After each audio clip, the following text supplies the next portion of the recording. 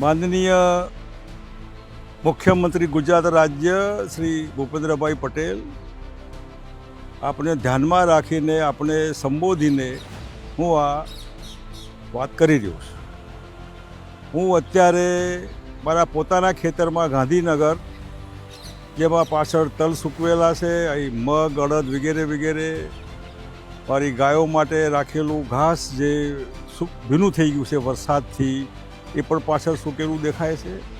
આ તો એક નમૂનો છે, પણ આખા ગુજરાતમાં જ્યારે અનરાધાર વરસાદ વરસ્યો હોય કલ્પના બહારનો, ખેડૂતોએ ખૂબ મહેનત કરીને, કાળી મજૂરી કરીને, પરસેવાના પૈસાથી જે કંઈ બનાવ્યું હોય, વાવ્યું હોય, અને જ્યારે એને તૈયાર કરીને ખેતરમાં લેવાની તૈયારી હોય, મોંમાં આવેલો કોળિયો જ્યારે ઝૂંટવી જતો હોય, એનો ખરાબમાં ખરાબ દાખલો અત્યારે ગુજરાતમાં જોવા મળી રહ્યો છે। જે ખેડૂતે મગફળી વાવી હોય, કપાસ હોય, બીજું ત્રીજું તલ, કઠોળ વગેરે વગેરે ખતમ થઈ ગયું છે। આમાં સર્વેનો સવાલ આવતો જ નથી।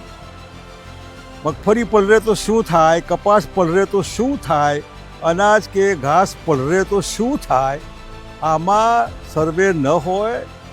એ ખેડૂતની જિંદગી ખતમ થઈ ગઈ। એના 12 મહિનાની મહેનત જે આમાં અપેક્ષા રાખી હોય કે હું કંઈ પાકશે અને મારા બાળકો માટે અભ્યાસ હોય, આ ઘર માટે, આ દીકરીના હાથ પીળા કરવાનો વગેરે વગેરે, એની આશા ઉપર પાણી ફરી વળ્યું છે। કુદરતે માવઠુંના માધ્યમથી એની આશાઓ ઉપર પાણી ફેરવી વાળ્યું। એવા વખતે માનવતાના આધારે આ ગુજરાતનો ખેડૂત જે કાળી મહેનત મજૂરી કરીને જે પ્રજાનું પેટ ભરે છે, એની સામે માનવતાના આધારે કોઈ પણ જાતનું રાજકારણ રાખ્યા સિવાય, મારા તારા સિવાય, વગર વીમો છે કે નહીં, ફલાણું છે કે નહીં, સર્વે થયો કે નહીં, એના બદલે લમસમ એનો અભ્યાસ કરીને આમાં ખેડૂતોને 3000 કરોડની મગફળીનું નુકસાન થયું ને એ આધાર નહીં, પણ અમુક ખેડૂતને કેટલું થયું, જેને મગફળી વાવી હતી, ન વાવી હોય એને નુકસાન ન થયું એવું થોડું છે, જેને કપાસ વાવ્યો તો કપાસનું નુકસાન થયું છે।